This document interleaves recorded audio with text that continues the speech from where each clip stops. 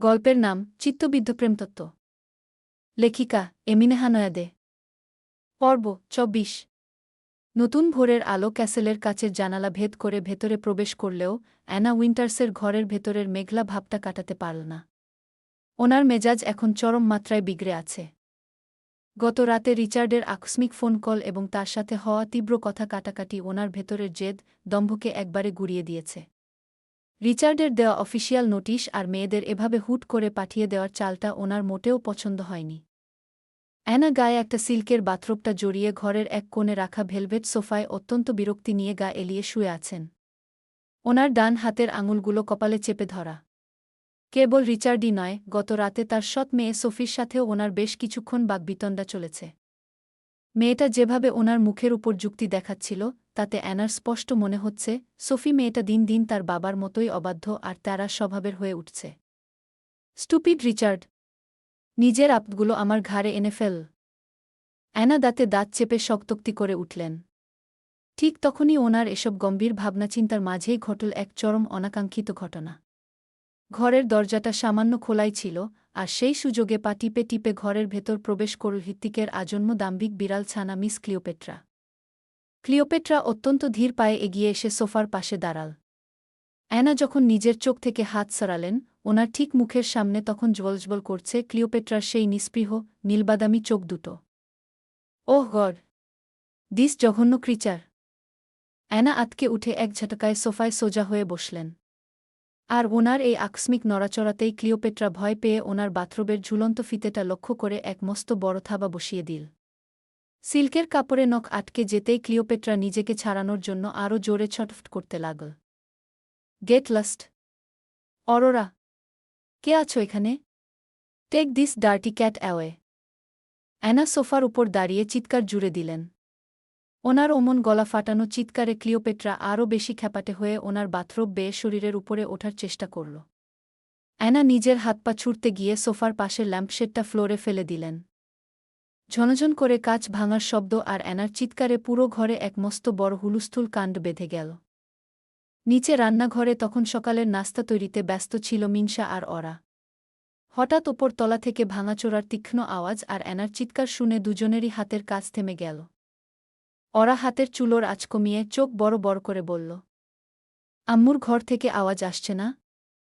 মিনসা কোনো কথা না বাড়িয়ে হাতের কাজ ফেলে দ্রুত সিঁড়ির দিকে এগোল। অরাও ওনার পেছন পেছন উপরে ছুটে এল। ওদিকে নিজের মাস্টার বেডরুমে ঘুমে ডুবে থাকা হৃত্বিকেরও ঘুমটা এই হুলস্থুল শব্দে এক মুহূর্তে টুটে গেল। সে চোখ না খুলেই কিছুক্ষণ বিছানায় পড়ে রইল। তার বড় বড় চুলগুলো কপালে এলোমেলোভাবে লেপ্টে আছে। একটা গভীর ঘুম জড়ানো অবাধ্য ভঙ্গি নিয়েই সে বিছানা থেকে উঠে দাঁড়াল। পরনের শার্টের হাতা দুটো এখনো কনুই অবধি গোটানো। সে নিজের চোখ দুটো রগড়াতে রগড়াতে অত্যন্ত ধীর আর শ্লথ পায়ে অ্যানার ঘরের দিকে এগিয়ে এল। রুমে পৌঁছাতেই দেখা গেল এক অদ্ভুত দৃশ্য। অ্যানা উইন্টার্স সোফার উপর দাঁড়িয়ে হাঁপাচ্ছেন, ওনার সিল্কের বাথরোব কিছুটা আলুথালু। আর ক্লিওপেট্রা মেঝেতে কাচের টুকরোর পাশে বসে অত্যন্ত নিস্পৃহ ভঙ্গিতে নিজের থাবা চাটছে। অরা আর মিনসা দরজার মুখে দাঁড়িয়ে অবাক চোখে পুরো ধ্বংসজ্ঞ দেখছে। হৃত্বিক ঘরে ঢুকেই মেঝে থেকে ক্লিওপেট্রাকে অত্যন্ত আলতো করে নিজের কোলে তুলে নিল। ওটার নরম পিঠে হাত বোলাতে বোলাতে সে তার ঘুম জড়ানো চোখ দুটো অ্যানার দিকে স্থির করল। অ্যানা হৃত্বিককে দেখা মাত্রই ওনার ভেতরের সমস্ত রাগ যেন দ্বিগুণ হয়ে গেল। তিনি সোফা থেকে নেমে হৃত্বিকের দিকে নিজের একটা সূক্ষ্ম আঙুল তুলে অত্যন্ত কড়া সুরে বললেন, বাড়িতে এ কেমন বেয়াদব জন্তু জানোয়ার রেখেছ? এটা আমার গায়ে আঁচড় কাটার চেষ্টা করছিল। এই অসভ্য কালচারের বাড়িতে ভদ্রলোকেরা এক সেকেন্ডও থাকতে পারে না গে। হৃত্বিক নিজের কোলে থাকা ক্লিওপেট্রার কানটা শান্তভাবে বুলিয়ে দিল। সে অ্যানার দিকে সরাসরি তাকাল না। তার অবয়বে কোনো রাগ বা অতিরঞ্জিত নাটকীয়তা ফুটল না, বরং সে চাপা গম্ভীর স্বরে কাটা কাটা কথা ছুড়ল। ক্লিও খুব সিলেক্টিভ, মিসেস উইন্টার্স। কোনো উপযুক্ত কারণ ছাড়া ও যার তার গায়ে আঁচড় কাটে না গে। অ্যানা উইন্টার্স হৃত্বিকের এই সূক্ষ্ম খোঁচায় দাঁতে দাঁত চাপলেন। ওনার মুখের চামড়া শক্ত হয়ে গেল। তিনি নিজেকে সামলে নিয়ে আবার বললেন, নীতির অভাব যাদের রক্তে, তাদের পোষা প্রাণীও যে এমন অভদ্র হবে সেটাই স্বাভাবিক। হৃত্বিক এবার ক্লিওপেট্রাকে নিজের বুকের সাথে আরও একটু জড়িয়ে ধরল। ওটার দিকে তাকিয়েই ঠোঁটের কোণে সবচেয়ে ধারালো কুটিল হাসিটা ফুটিয়ে জবাব দিল, নীতি? How ridiculous! নীতি তো বোধহয় কেবল ভাঙার জন্যই তৈরি হয়, মিসেস উইন্টার্স। তবে হ্যাঁ, কেউ কেউ নীতি ভেঙে ক্যাসেল বানায়, আর কেউ কেউ অন্যের ঘর ভেঙে নিজের ভাগ্য গড়ায়। তফাৎটা স্রেফ ক্লাসের ঋত্বিকের এই একটি মাত্র বাক্য সোজা অ্যানার অতীতে গিয়ে আঘাত করল। ঘরের ভেতরের বাতাস এক সেকেন্ডে বরফের মতো জমে গেল। মিনসা আর চোখে ঋত্বিককে দেখল, আর ওরা নিজের মায়ের ফ্যাকাশে হয়ে যাওয়া মুখের দিকে তাকিয়ে এক ভারী নিঃশ্বাস ফেল। ঋত্বিক আর এক মুহূর্ত সেখানে দাঁড়াল না। সে নিজের কোলে ক্লিওপেট্রাকে নিয়ে অমন ঘুম জড়ানো ভঙ্গি বজায় রেখেই ঘর থেকে বেরিয়ে গেল। দুপুরের রোদের তেজটা ক্যাসেলের পাইন বনের মাথায় এসে থমকে দাঁড়িয়েছে। সকালের ব্রেকফাস্ট ঘরে সেরেই অ্যানা নতুন সব ভাবনায় মেতে উঠেছে।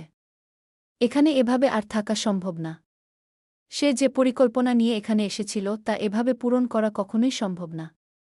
এজন্য যত দ্রুত সম্ভব রিচার্ডের 2 মেয়েকে নিয়ে তার এখান থেকে নিউ ইয়র্কে যেতে হবে।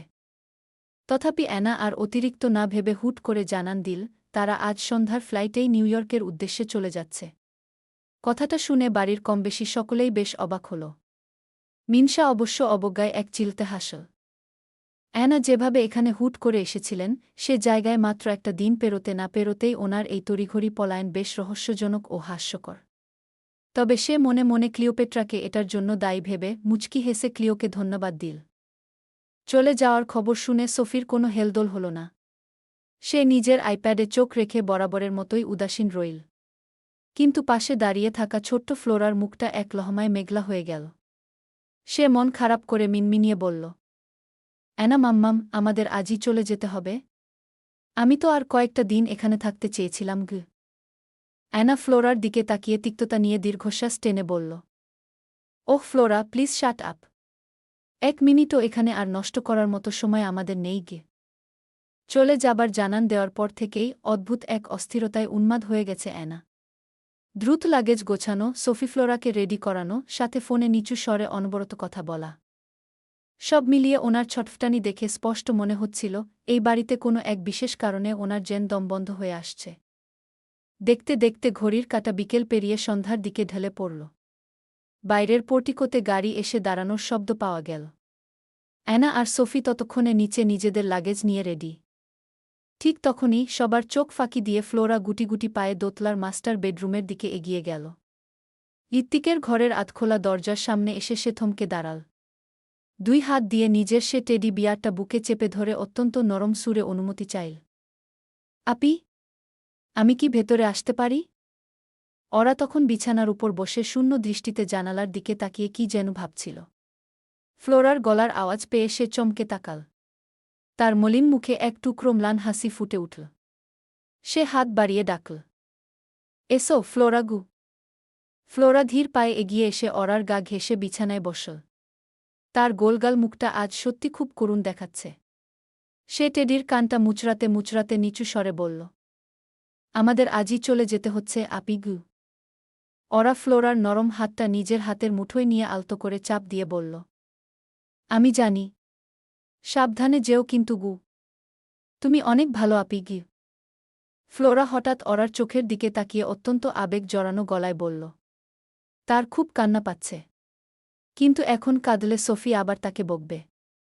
এরই মাঝে তার হঠাৎ কিছু একটা মনে পড়তেই বলল, জানো আপি, কিছুদিন পর আমার বার্থডে। তুমি কি আমার সাথে দেখা করতে নিউ ইয়র্ক যাবে না? পাপা বলেছে এবার আমার জন্য অনেক বড় একটা পার্টি রাখা হবে গু। ফ্লোরার এই সহজ সরল আশাবাদী প্রশ্নটা শুনে ওরা থমকে গেল। সে উত্তর দেওয়ার ভাষা হারিয়ে ফেল। অবচেতনভাবেই সে নিজের মুখটা তুলে ঘরের অন্য কোণের দিকে তাকাল। সেখানে ক্লোজেটের পাশে পিঠ ঠেকিয়ে বুকে হাত গুজে চুপচাপ দাঁড়িয়ে আছে ঋত্বিক। তার দৃষ্টি স্থির হয়ে আছে দুজনের উপরই। ওরা তার দিকে তাকাতেই দুজনের চোখের চাউনি এক হল। কিন্তু তাদের মাঝে কোনো কথার আদানপ্রদান হল না। ঋত্বিকের মুখের নির্বাক সম্মতিটুকু ওরা খুব ভালো করেই পড়তে পারল। ওরা ফ্লোরার দিকে তাকিয়ে মুচকি হাসল। তার কপালে আলতো করে হাত বুলিয়ে দিয়ে বলল, আমি অবশ্যই চেষ্টা করব ফ্লোরা। নিজের খেয়াল রেখো গু। ফ্লোরা খুশি হয়ে ওরার গা ঘেঁষে আর একবার শক্ত করে জড়িয়ে ধরল। ঋত্বিকের দিকে তাকিয়ে সে হাত নেড়ে আধো আধো গলায় বলল, বাই মিস্টার মার্সমেলো।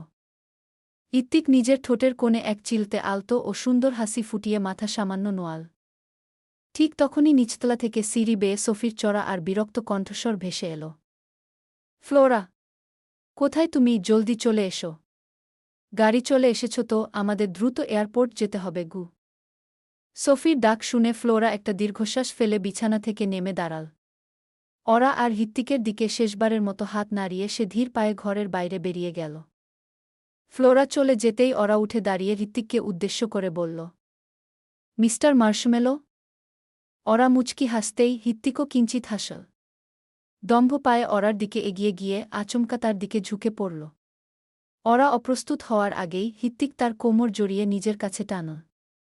হুট করে তার গালে একটা কামড় বসিয়ে বলল, Mrs Marshmallow, I want a baby like her, a little baby Marshmallow.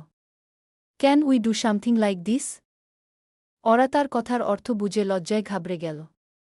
ব্যথায় গালে হাত ঘষতে ঘষতে বলল, আপনি একটা অসভ্য। হৃত্বিক তাকে আরেকটু নিজের কাছে টেনে নিয়ে কপালে কপাল ঠেকিয়ে বলল, শুধু তোর জন্য যদি কখনো আমাদের মাঝে দূরত্ব বেড়ে যায় তো? হঠাৎ এ কথা কেন? হৃত্বিক ভ্রু কুঁচকে নিল। তবে ওরাকে ছাড়ল না। ওরা হাসির রেশ বজায় রেখেই বলল, কথার কথা গি। দূরত্ব বেড়ে গেলে দূরত্ব ঘুচিয়ে নেব। নিজের ভয়ঙ্কর ভালোবাসার চাদরে তোকে জড়িয়ে ধরব। কিন্তু তোকে ছেড়ে বাঁচতে পারব না গি। আচ্ছা, তাই নাকি? আর যদি কখনো আমাদের বিচ্ছেদ হয়ে যায়? যদি আপনার থেকে আমিই দূরে সরে যাই? ওরা কথাগুলো খেয়ালি মনে বললেও হৃত্বিক বারবার এতে ক্ষুণ্ণ হচ্ছে। তবুও সে কথোপকথনটুকু স্বাভাবিক রাখার চেষ্টা করল। গলার স্বর নিরেট করে হাস্কি টোনে বলল, জান কুরবান করে দেব। তোর সাথে আমারও ওরা এক মুহূর্তে হেসে উঠল। দুহাতে শক্ত করে জড়িয়ে ধরল নিজের লিপ্তকে। হৃত্বিকও তাকে শক্ত করে আঁকড়ে ধরল। মুখ ডুবিয়ে দিল ওরার বুকে। ওরা হৃত্বিকের মাথাটা আঁকড়ে ধরে কানের কাছে ফিসফিস করে বলল, ভালোবাসি হৃত্বিক, অনেক অনেক ভালোবাসি গি। গল্পটা কেমন লাগলো অবশ্যই বলে যাবেন।